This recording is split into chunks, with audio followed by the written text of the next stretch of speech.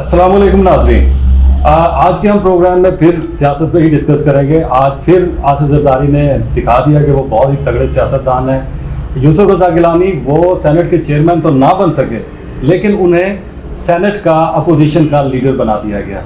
इसके ऊपर नून लीग लाल पीली हो या जो मर्जी हो, लेकिन आसिफ अली जरदारी साहब ने साबित कर दिया कि वो पहले भी भारी थे और अब भी भारी हैं। इसके बाद पीडीएम पे क्या असरात पड़ेंगे, वो जो थोड़ी बहुत गैस बची हुई थी क्या वो निकल गई, इसके ऊपर बात करने के लिए आज हमारे साथ मौजूद हैं अली अहमद ढीरू साहब। आज हम उनका तज्जिया लेंगे।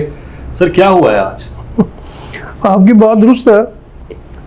एक जरदारी सब पे भारी, पहले वो नून लीग पे भारी थे, फिर वो पीडीएम पे भारी हो गए, 2-3 दफ़ा इक़्तिदार में वो अवाम पर भी भारी रहे। हमारी ख्वाहिश है कि थोड़े से हल्के हो जाए, वो ऐसा काम भी करें जो अवाम के फ़ायदे का भी हो। हमेशा वो अपने ज़ाती मफाद के लिए भारी हो पड़ते हैं। लेकिन सर सियासत तो फिर ऐसे ही है। सियासत हमारी सियासत देखिए, सियासत तो इबादत का नाम है, तो थोड़ी सी इबादत भी कर लें। जहाँ तक पीडीएम का तल्लक है, वो जमहूरी इत्तेहाद नहीं था, वो तो ज़ाती इगराज का नाम था, ख्वाहिशात का नाम था, ज़ाती तहफ़्फ़ुज़ का नाम था। कोई सियासी एजेंडा तो उनका था नहीं। वो तो बस नैब से बचना चाहते थे, इंग्लैंड से वापस आना चाहते थे, जेल से बचना चाहते थे। इसके लिए उन्होंने आपस में प्रेशर ग्रुप बनाया था। मैं उसको सियासी इत्तेहाद नहीं करता, सियासी प्रेशर ग्रुप बनाया था। ठीक है कि हमें नैब से बच जाए, हम अपनी करप्शन को बचा सकें। जरदारी साहब को वो मफादात मिले, वो साइड पे हो गए। अगर यही मफादात नून लीग को मिल जाते वो भी साइड पे हो जाती। देखिए, जरदारी साहब की सियासत इस वक्त थोड़ी सी मुख्तलिफ थी कि सिंध में उनकी 2008 से हुकूमत है उनकी, बिल्कुल, यानी कि अंदाजा करेंगे तकरीबन 13 ईयर से वो सिंध में रूलिंग में है। सिंध में सुकड़ के रह गए, कौमी जमात नहीं रही अब ये। नहीं, सिंध को आप सुकड़ना ना कहें। ओके, सिंध में कराची आता है। ठीक है। आपकी 70% बिजनेस सिर्फ कराची में है, इसलिए वो सिंध पर आराम से बैठे रहते हैं। ठीक, Sindh is equal to Punjab खाने पीने के लिए। ठीक है, हुकूमत करने के लिए नहीं, खाने पीने के लिए Sindh is equal to Punjab. Pakistan के तमाम अमीर तरीन लोग कराची में रहते हैं। उनको लूटना, घसूटना, उनसे अकाउंट्स लेने, सब कुछ करना बड़ा आसान है। वो आपका एक दफ़ा मैंने पढ़ा भी था जिसमें आपने कहा था कि आपके किसी दोस्तों ने आपको बताया था कि पंजाब में कितना खाया जाता है, बलूचिस्तान में क्या खाया जाता है, सबसे ज़्यादा सिंध में खाया जाता है, बचता ही नहीं अवाम के, बचता ही नहीं है। ये सबसे ज़्यादा बलूचिस्तान में खाया जाता है, क्योंकि वहाँ पर अवाम तो है ही नहीं। ठीक है, उनको तो वो भेड़ बकरियाँ, नहीं भेड़ बकरियाँ समझते हैं। वहाँ कोई यूनिवर्सिटियाँ नहीं, इंस्टीट्यूशंस नहीं, अवाम आवाज़ नहीं उठाती। 800 किलोमीटर का हल्का है, किसी को पता ही कुछ नहीं। वो जो तरक्याती फंड मिलता है वो MPA की ज़ाती मलकियत होता है। सिंध में मेरा ख्याल है तकरीबन 75% ये खा जाते हैं। फ्रंटियर में 50% है, पंजाब में 25% है। ठीक है, तो अभी इस बुज़दार की हुकूमत में क्या हो रहा है? बुज़दार की हुकूमत में फंड उतना है ही नहीं, जितना शहबाज शरीफ के दौर में था या उससे पहले पिछले दौर में था, उतना नहीं है। उतना फंड है भी नहीं। पीडीएम की तरफ मुझे ये बताइए कि आसिफ जरदारी साहब के ये लाडले हैं अपना यूसुफ रज़ा गिलानी साहब कि वज़ीर आज़म भी वही बन जाते हैं, उसमें पहले स्पीकर भी वही थे, उसके बाद अब आके उनको चेयरमैन सेनेट बनते बनते रह गए और अपोजिशन। देखिए, यूसुफ रज़ा गिलानी के साथ एक लफ्ज़ लगता है मखदूम। ठीक है, पाकिस्तान में जिसके साथ भी ये मखदूम लफ्ज़ लगता है वो किसी वक्त कुछ भी हो सकता है, कुछ भी हो सकता है। वो उसको हम सुपीरियर समझते हैं। वो कॉस्ट एक तो पाकिस्तान में हम सईदों को मजहबी तौर पर समझते हैं कि हमसे सुपीरियर है, हालांकि मैं तो इन चीज़ों में बिलीव नहीं रखता। तमाम अल्लाह ताला ने लोग बराबर बनाए हैं और सल्लल्लाहु अलैहि वसल्लम ने खुद कहा कि किसी को किसी पर कोई फौकियत नहीं है। तो ये तो खुद साख्ता सुपीरियर जो लोग बने हुए हैं और मज़हब दिखाकर लोगों को डराते हैं, कब्रों की कमाई खाते हैं। तो जो लोग उनकी, जैसे पीर बुखारा साहब को आप देख लें, वो अपने पाँव की ज़ियारत कराते हैं। सही बात। चौधरी मंजूर साहब पीपल्स पार्टी के, इन्होंने मुझे एक दफ़ा बताया कि मैंने मजाकन मखदूम शाह मुझसे कहा कि मुझे भी अपनी ज़मीनों पे काम दे दें। ठीक है, तो उन्होंने मुस्कुरा के कहा कि मंजूर, अगर तुम फ्री काम भी करना चाहो तो तुम्हारी बारी 3 साल बाद आएगी। इतने उनके पास लोग, इतने उनके पास फ्री मुरीद है काम करने के लिए। यूसुफ रज़ा गिलानी साहब भी उसी कबील से हैं। ठीक है, इसलिए उनको जब मर्जी बना दो तो अवाम माइंड नहीं करते। उनकी जगह आप किसी गरीब आदमी मिडिल क्लास या चौधरी मंजूर को ही बना देते हैं हाँ, सेनेटर, वो भी तो तो बड़ी आवाजें उठनी थी, इसे क्यों बना दिया। लेकिन जब कोई लफ्ज के साथ मखदूम लग जाए कोई इतराज नहीं करता। तो ये सिर्फ एतराज से बचने के लिए, एतराज से बचते हैं। जालों का क्या सर, वो जो इतना जेले सिर्फ कुर्बानी देने के लिए होते हैं हर जमात में, हर जमात में, चाहे वो नून लीग हो, चाहे नून लीग हो, कोई हो, पार्टी हो, चाहे पीटीआई हो, पीटीआई हो, जेले सिर्फ कुर्बानी के लिए। अगर आपने ओहदे लेने हैं तो आपको फाइनेंशियली साउंड होना चाहिए। बिल्कुल ठीक है। और जो फाइनेंशियली साउंड है वो पाकिस्तानी पॉलिटिक्स में कहीं ना कहीं से आ ही जाता है। मौलाना साहब के 5 सेनेटर्स आए ही नहीं, उन्होंने नून लीग को वोट देना था, खुद वोट देने ही नहीं आए। तो मौलाना का मूड नहीं होगा, मौलाना तो किसी वक्त कुछ भी कर सकते हैं। मौलाना तो बड़ी उनकी थी, वो तो बड़ा बना रहे थे, जरदारी साहब को वो खुद ही नहीं माने, इसमें क्या हो? लेकिन एक चीज़ मैं वो क्लियर करूँ कि मौलाना जरदारी साहब के हमेशा से ज़्यादा करीब रहे हैं हाँ, नवाज शरीफ की निस्बत। अच्छा, आप हमेशा देख लें, प्रीवियस टाइम देख लें उनका, बेनज़ीर के साथ भी मौलाना के बड़े अच्छे टर्म्स थे, जरदारी साहब के साथ भी बड़े अच्छे टर्म्स थे, नवाज शरीफ के साथ उतने अच्छे टर्म्स नहीं रहे। लेकिन इस दफा तो नवाज शरीफ और मौलाना एक साथ, जिसे कहते हैं ना, एक पेज पे हम साथ। बिल्कुल पेज में नहीं थे। अच्छा, मौलाना ने पहले गवर्नमेंट के खिलाफ मूवमेंट शुरू की, ठीक है, उनकी मूवमेंट को नून लीग ने ज्वाइन किया। ठीक है, मौलाना करीब नहीं है, नून लीग करीब हुई, नून लीग करीब हुई है। ठीक है। और जब उनको पीडीएम का सरबराह बना दिया गया तो ऑटोमेटिकली फिर उन्हें पूरा पीडीएम चलाना था। लेकिन इतनी जल्दी इस मूवमेंट की हवा निकल गई। आप देखें पाकिस्तान शुरू होने से अब तक कितनी तहरीकें चली हैं।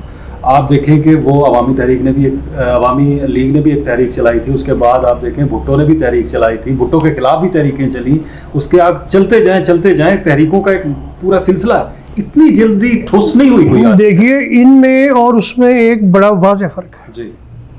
वो जमहूरी मूवमेंट थी, उनके टारगेट जमहूरी थे, ठीक है, ये गैर जमहूरी मूवमेंट थी, ये शख्सी मूवमेंट्स थी, सब अपने अपने मफाद लेने के लिए लेकिन IGI एक दूसरे को यूज कर रहे थे। IGI में कोई करप्शन थोड़ी बचा रहा था, वो देखो वो सियासी तौर पर एंटी बेनजीर थी, ठीक है, सियासी तौर पर, लेकिन उन पर कोई नैब के केस नहीं चल रहे थे, वो जेल से भागते छुप नहीं रहे थे। और IGI या बेनजीर में कोई भी भाग के इंग्लैंड नहीं बैठा हुआ था। बिल्कुल ठीक है। देखिए 1985 में जब हमारी इस्टेब्लिशमेंट ने नवाज शरीफ को इंट्रोड्यूस कराया, ठीक है, वो दिन हमारी जमहूरियत का स्याह-तरीन दिन था।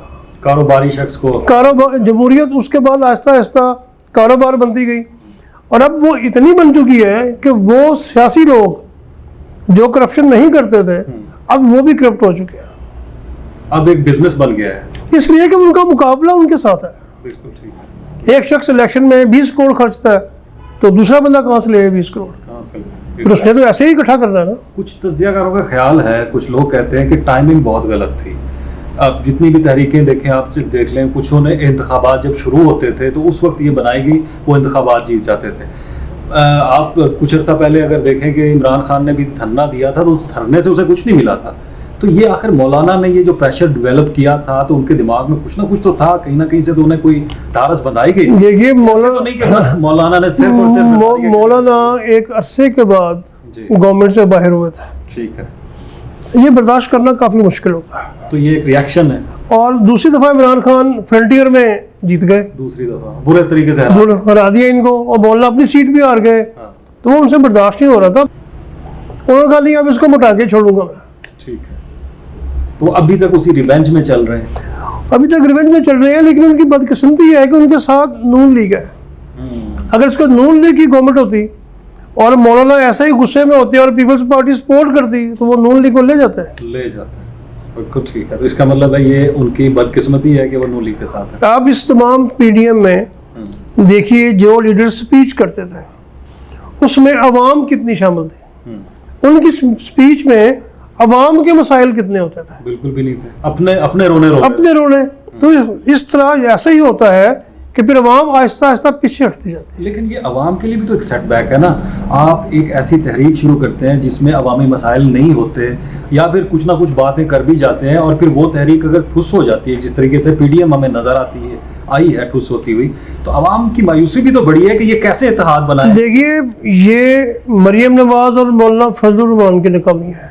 ठीक है, इससे अच्छी विकेट कभी पाकिस्तान में नहीं आई थी कि अवाम इस वक्त महंगाई से जितने परेशान हैं आज से पहले कभी नहीं हुए। स्ट्रेंथन कर दिया इन्होंने गवर्नमेंट को। बिल्कुल कर दिया है। आप देख लीजिएगा, अब दोबारा महंगाई मजीद बढ़ेगी। ठीक है। गवर्नमेंट के सामने वो ब्रेक खत्म हो गई जिससे वो डर रही थी। अगर ये इस दफा गवर्नमेंट को नहीं हिला सके, इससे इनकी नालायकी क्लियर है, नाहिली क्लियर है। और अब तो स्कैंडल भी सामने आने लगे। देखिए, चीनी स्कैंडल आ गया, आटा स्कैंडल सामने आ गया, कोरोना की वजह से परेशान थे सारे लोग, और पेट्रोल महंगा है। इतनी ज्यादा महंगाई है कि लोग वाकई चीखे मार रहे हैं। और अगर ये इसको कैश नहीं करा सके तो फिर क्या कराएंगे ये कैश? मतलब है सारा क्रेडिट जरदारी साहब ले गए इसको। जरदारी साहब को नहीं ले गए, इनकी नाहिली, मरियम नवाज और मौलाना फजल रहमान की। तो वो जो बाहर बैठे हुए हैं नवाज शरीफ साहब। देखिए, सियासी तौर पर तो उन्होंने कभी भी गेम नहीं खेली। ठीक है। आज तक किसी ऐसे इत्तेहाद का हिस्सा बनकर उन्होंने सियासत नहीं की। ठीक है। वो हमेशा एस्टेब्लिशमेंट के जरिए गवर्नमेंट बदलवाते थे और लेते थे। ठीक है। इवन इलेक्शंस में भी वो एस्टेब्लिशमेंट के साथ होते थे और 2/3 ले जाते थे। अवाम की जरूरत तो उन्हें फर्स्ट टाइम पड़ी है। आपने स्कैंडल्स का जिक्र किया है, फिर से स्कैंडल शुरू हुआ है। हमजा शहबाज और जहांगीर तरीन के बारे में शहजाद अकबर ने आपके सीएम पंजाब के साथ खड़े होकर प्रेस कॉन्फ्रेंस की। मैं आपको एक अरसे से कह रहा हूँ जी कि माफिया का कोई मजहब नहीं होता, कोई पार्टी नहीं होती। कितनी दफा मैंने पार्टी तो कहा है, नो, पार्टियों में तो शामिल है। नो, माफिया की पार्टी कोई नहीं होती। वो पार्टी उनका एक बचाने का तरीका या एक जिंदा रहने का तरीका होता है। अंदर से माफिया आपस में साथ होती है। ठीक है। हमजा शहबाज और जहांगीर तरीन दो मुख्तलिफ पार्टियों के बड़े रहनुमा, लेकिन जहाँ पर लूट खसूट है इकट्ठे। तो अब ये आपको क्या लगता है कि अगर थोड़ी सी कार्रवाई बढ़ती है तो जहांगीर टिल्ट कर सकते हैं पीपल्स पार्टी की तरफ या फिर नून लीग की तरफ? नहीं, फौरी तौर पर तो क्योंकि ज़ाहिर है करप्शन केस है, नहीं कर सकेंगे, लेकिन होना क्या है, दोनों को कुछ भी नहीं।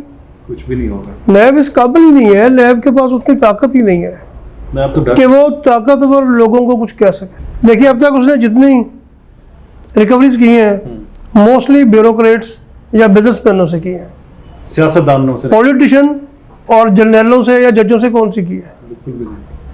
और हाल ही में मैं आपको थोड़ा सा जिक्र कर दूं कि स्टेट बैंक ने एक नई पॉलिसी बनाई जा रही है IMF के कहने पे, जिसमें स्टेट बैंक से भी कोई नहीं पूछेगा कि भाई आप क्या कर रहे हो क्या नहीं कर रहे हो। और उससे बढ़कर स्टेट बैंक का जो गवर्नर है उसकी जो टेन्योर है वो 5 साल किया जा रहा है। ये फौजियों में भी नहीं है, फौज में भी 5 साल नहीं है।